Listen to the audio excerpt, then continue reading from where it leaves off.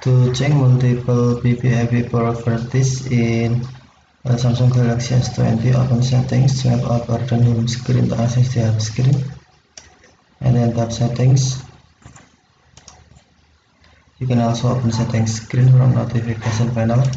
Swipe down notification panel and then tap settings icon.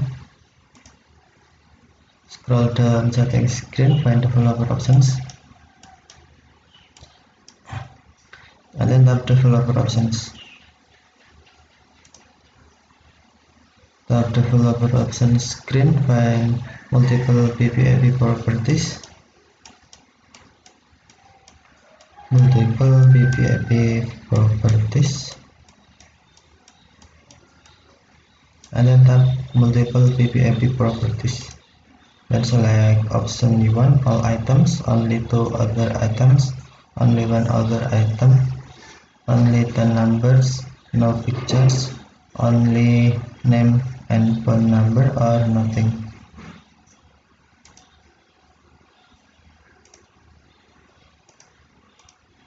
No picture, only 10 numbers, only 1 other item, only 2 other item, or all items. Okay, thank you for watching. Have a nice day.